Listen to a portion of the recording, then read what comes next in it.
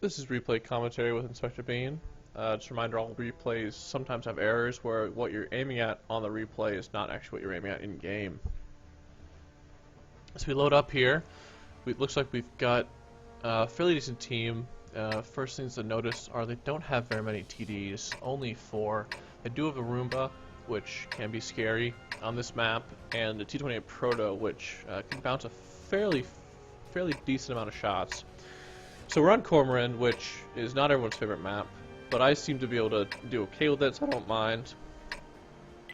With their team comp, one thing to notice is the only real things that are a danger of spotting me in the very early game is the T-69. Because he's a yellow player, I'm not really that concerned about it, and you'll see me do the really fast power position here that requires a decently fast tank. Really, you can get caught there, and if they do have something like a T-54 or a good scout like an AMX 1390, and that scout camps the bushes down at G7, you can get caught here and obliterated within the first minute of the game. So it's really not a great position to do when the other team is very fast and spotty. But when the other team is slow, heavy, and not very spotty, there's really not much risk here, except for drowning, which is always the risk.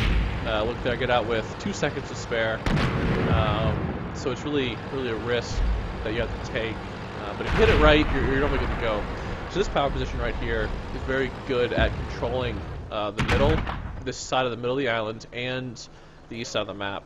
You're in a very good position to go hull down. Each of the hill kind of tapers. You see it's kind of a horseshoe shape, and it tapers at the end. So if you can go hull down, it's a very good place to go hull down.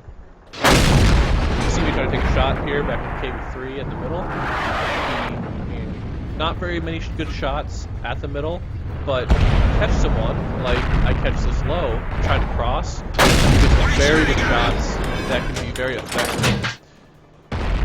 You see this low looking through, shot him, I think he spotted there, just has a camera rating of a 4. The low's still looking at me, so I'm trying to play some peek games with low here. The KV3 has a 7 IS threat, dodge a shot there. He seems to be moving back now that I have shot him, and he shot him there, and he repairs. So that's a good trade there. No damage taken for 3 good shots, 4 good shots I think it was. 4 good shots, 800 damage at the start. That's some good early damage we got there. The low is still down in the ditch trying to climb back up, so I see if I can get a few sneaky shots again on him there while he's exposed. That is such a slow tank, I don't know why he's going there. He would have been better off camping in the back like all the other puppies. See the 101 out in the distance, so that's a really another good part of this position is guys down on, down by the day line, in the right spot. Very sneaky. He has no idea what's hitting him right now. Very good. Unfortunately, I can't get off more good shots here, and the low seems to still be having problems climbing the hill. Rocking my way there.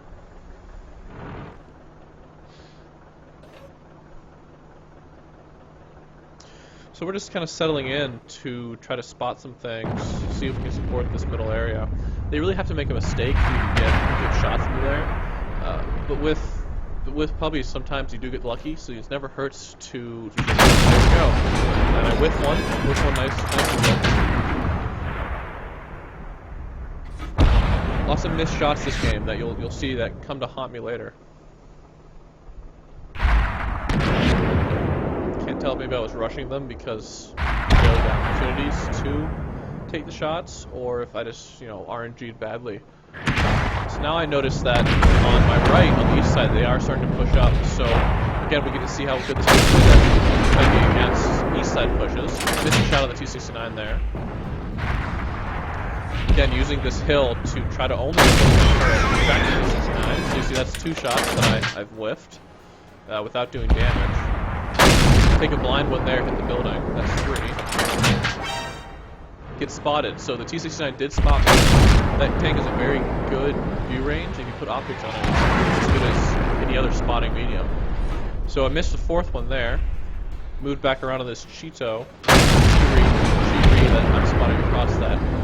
Very long shot there.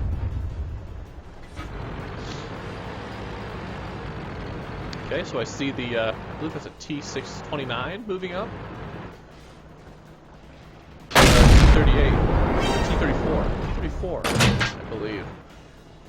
So again, with the changes, you can shoot these walls now, which is very sneaky. There you go, going through the wall. You can get an early alpha shot. Bounce one there. Again, lots of good shots this game that I really can't afford, as you're going to see later in the game. Now, if you look at the mini-map, I'm in quite a pickle.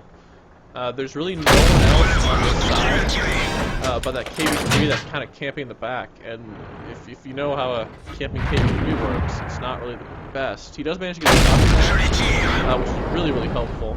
And if he can keep distracting them, that'd be great. So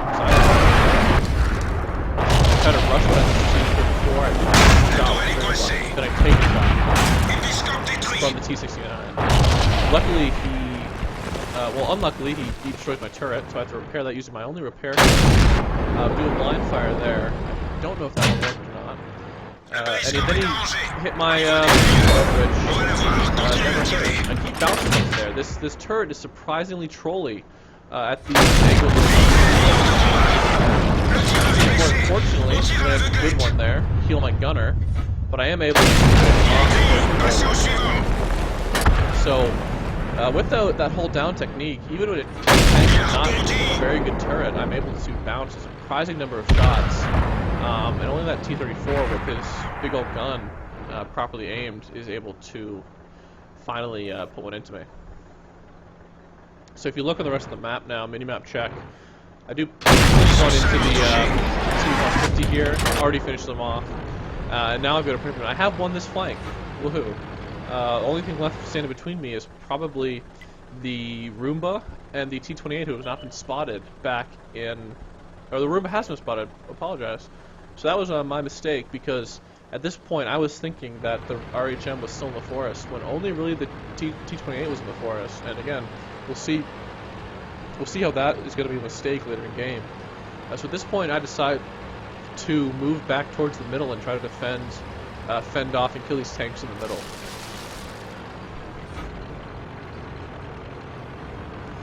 I chose this probably because if you think, this flank's won, we gotta go kill the tanks that we can see. I don't really want to move into camouflage TD.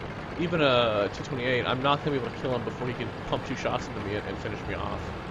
So we're gonna move towards the middle here, try to kill this IS-6. And once we own this middle island, especially late game, it's a very powerful tool to snipe back at our cap or snipe at their cap.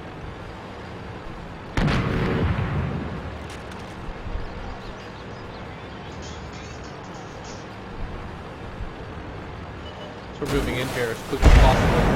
The enemy, our tanks have already started engaging that enemy IS-6. We've got a full health KB3 and a 68% Type 59, and myself. So we have a pretty good shot here. Again, granted that we don't get sniped out. The problem with the middle, as you can see there, that 59 got hit by something, and then the IS-6. So he was able to. He got eliminated, and I get hit here by, I believe, the T-28 Proto, just sitting back in the forest. So again, the reasons why I didn't try to push the forest before, the same reasons why I'm now getting hit in the island right now.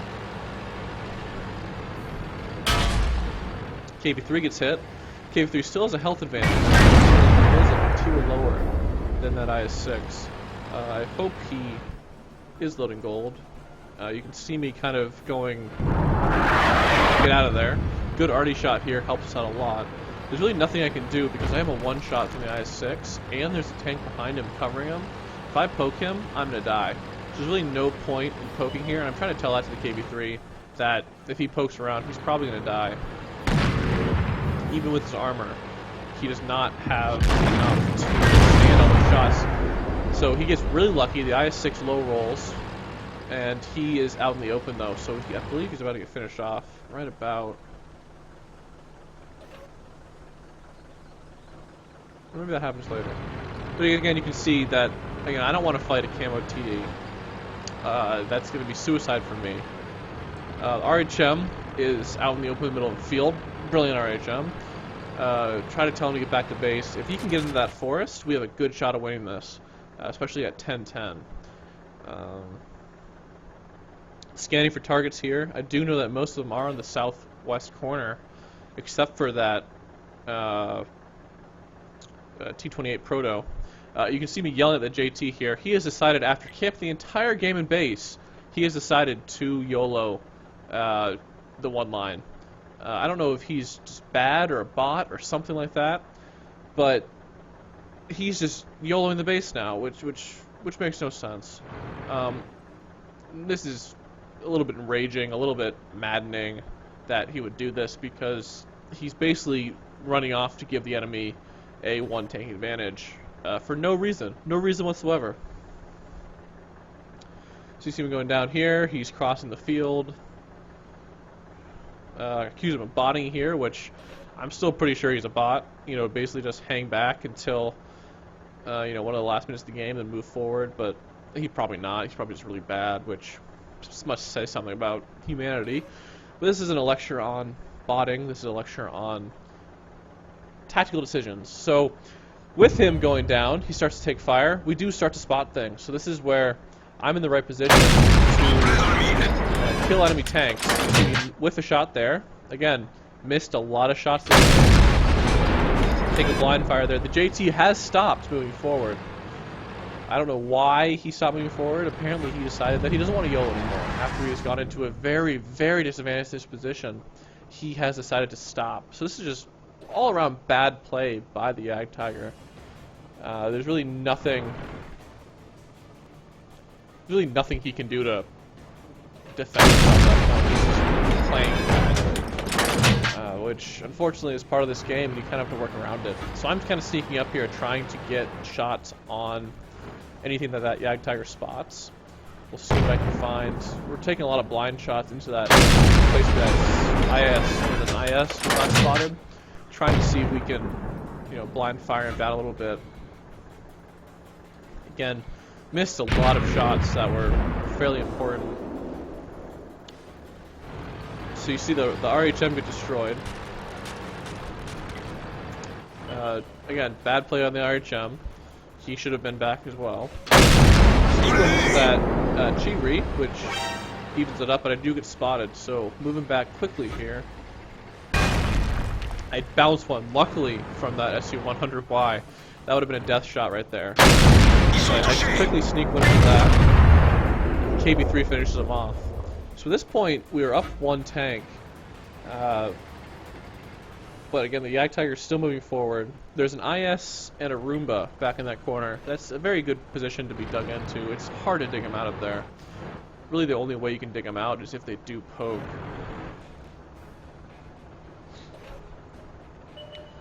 Looking for shots there. He doesn't see me, which is good.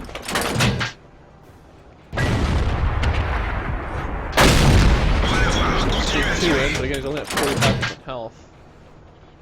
This is where the alpha of a TD would be real helpful. Jag Tiger does not seem to comprehend that they can move around that rock, and then we do spot 1828 Proto moving over the bridge. So this is bad news bears right here. There's not much I can do but run at this point. I load gold, call for help. The IS circles the Yag Tiger down there, if you can see that, and I bail off the island. I have no way of poking on that guy. He's just going to shoot me as soon as I poke. I already get one lucky bounce this game, and you know, I'm not going to try to force another. You can't really force any bounces with this tank. You just get lucky. So I'm withdrawing here, trying to get across here. I'm expecting him to poke over the hill on the side that I jumped down on. So if I go to the opposite side, hopefully I'll be able to avoid him and live to get back behind this rock and this depression. So you see him there. He sees me, again, camo of a brick. I've got gold loaded. It's time for him to come at me. I do have the camo advantage here. He will not stop me behind those bushes until I've fired. You see he takes a blind shot there, which doesn't work at all. And I see him down. Again, I don't really want to take the shot at his only exposed turret there. The cheeks are a weak point, but at this range and the way I've been shooting, There's really no way of me hitting that.